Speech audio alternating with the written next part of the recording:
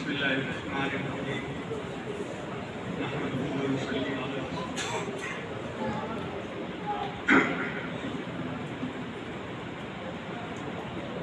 کتابوں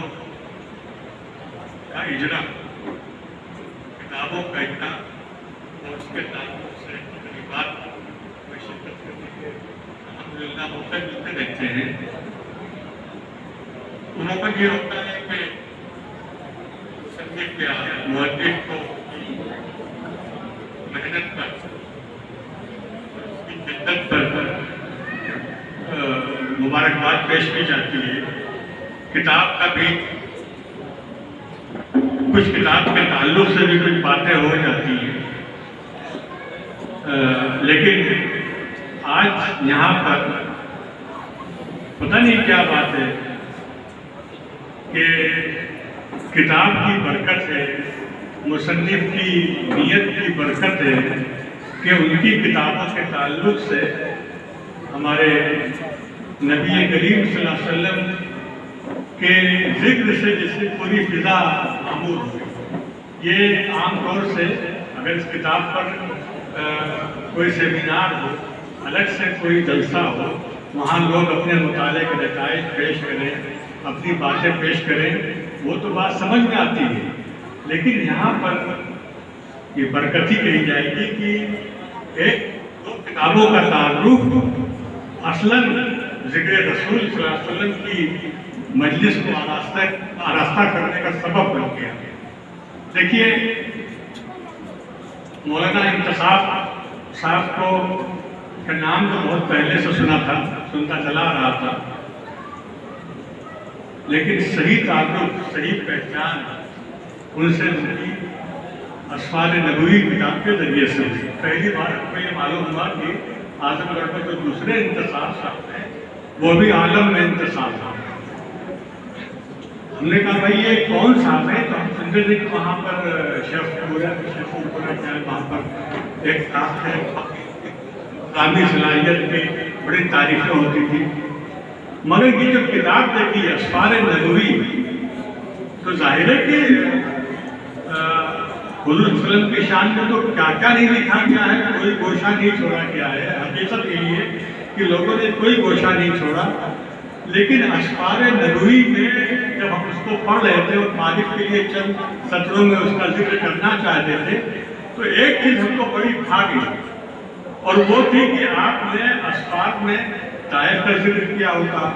شام و بصرہ کا ذکر کیا ہوگا، کیا ٹھیک ہے، ہجرت کا سفر ہے، غزوات کا سفر بھی سفر ہے. لیکن آپ کی جو سوچنے کا جو انداز، جو نیا فن لانے کا انداز ہے، جو نگاہ کے کچھ وسیع ہونے کی شاہد ہے، وہ یہ ہے کہ آپ نے واقع معراج کو بھی سفر نامے میں شامل کر دیا.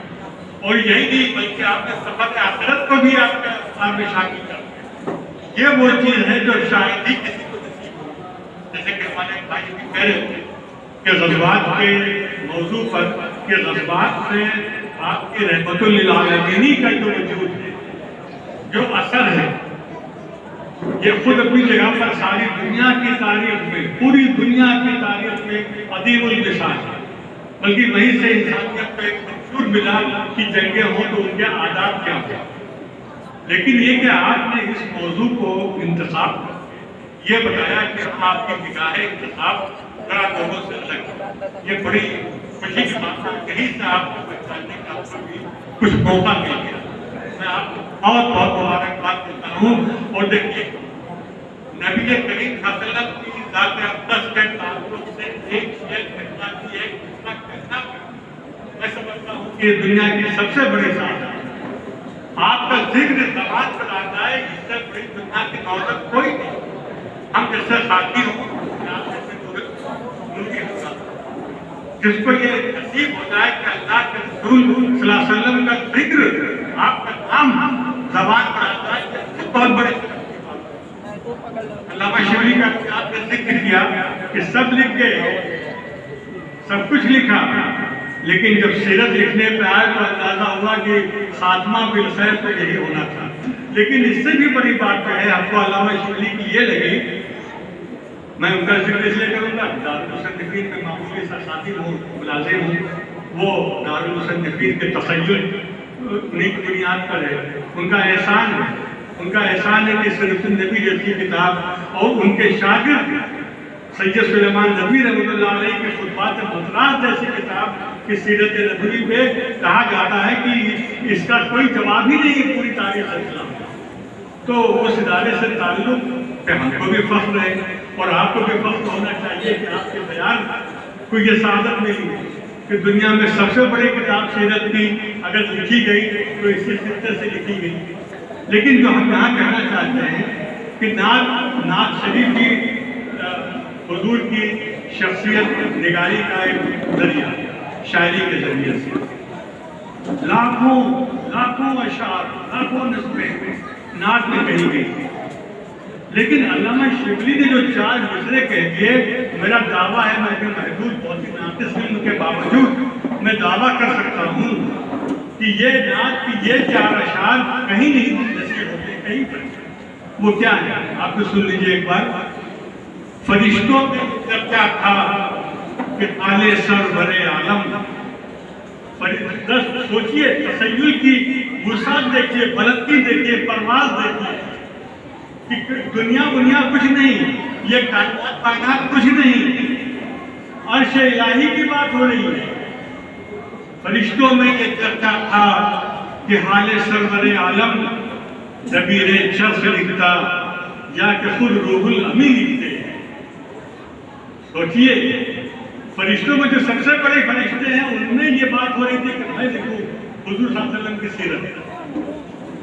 ندا یہ بارگاہ عالم قدوس سے آئی کہ یہ ہے اور ہی کوئی چیز لکھتے تو ہمیں۔ اتنا بڑا نعت کا مضمون ہم نہیں سمجھتے ہیں کہ کسی نے بھی بیان کیا، اور اب اس کی تاریخی اعتبار سے اس کو دیکھیے تو ہے کہ قرآن مجید جو کلام الہی ہے وہ کیا ہے؟ وہی تو ہے سیرت،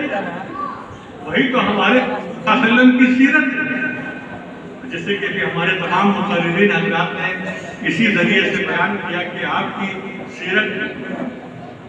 کیوں آپ کی سیرت جو ہے وہ ساری دنیا کے لیے ایک نمونہ بنی۔ باتیں آ گئی ہیں لیکن میں بہت زیادہ وقت نہیں لوں گا۔ ہم واقعی انتصاب صاحب، اچھا ایک چیز اور بھی سمجھ میں آئی اس کو پڑھنے کے بعد یہ معلوم ہوا کہ انتصاب صاحب کی تربیت میں بہت بڑا ہاتھ ہے، ان کی علمی رہنمائی کرنے میں، ان کی تحریری صلاحیتوں کو پہچاننے اور اجاگر کرنے میں ایک آج ہمارے بہت ہی بڑے ممدوح، ہمارے محبوب مولانا اعجاز صاحب، مولانا اعجاز صاحب کے طلب کی تاثیر تو بس وہی جو جانتے ہیں جنہوں نے ان کو پڑھا ہے، اور اسی کا اثر ہم نے دیکھا کہ اتنی آسان زبان ہے۔ آپ نے یہ دونوں کتابیں لکھی ہیں، حالانکہ آسان نہیں ہوگا، اس لیے کہ آپ نے پورے ماخذ سے مصادر کے حوالے کے ساتھ اور آیات اس میں سمویت، زبان کو علمی زبان، آسان زبان بنانا بڑا مشکل کام ہے، لیکن آپ اس مرحلے سے بہت خوبی سے گزرے۔ اس کے لیے کچھ تو آپ کی بھی خوبی ہے اور کچھ اوپر والے کی بھی دین ہے کہ اس نے آپ کی قدم تک پر رکھائی کی، اور بہت کے لوگ قابل مبارکباد ہیں، کاش کہ آپ لوگ بندی کے لوگ بہت دیکھتے ہیں۔ اس سے پہلے بھی ہم کو آنے آپ کے ابتدائی کے بعد، لیکن آج بھی بھول نہیں سکتے ہیں کہ ہمارے پوری ایک نہیں چاہ سکتے کہ یادوں کو پھیلانے والی اور کوئی خوبصورت کارآمد جیسے کہ کہا گیا کہ ایک یہاں سے منفرد ایسی کتابوں میں ہوا ہے جس کی انشاءاللہ نہ صرف یہاں کے بیٹھنے والوں پر، سننے والوں پر، اس ادارے پر پوری تفصیل شاندار کی وقت کو اثر ثابت ضرورت کہ اللہ کے اخلاق کہیں کر بھی اور اس سے بھی بڑھ کر عملی طور پر پیش کیا جائے، جیسے کہ سید صاحب نے لکھا ہے اخلاق کے پہلے کہ اسلام 3 چیزوں کا مجموعہ ہے: عبادات،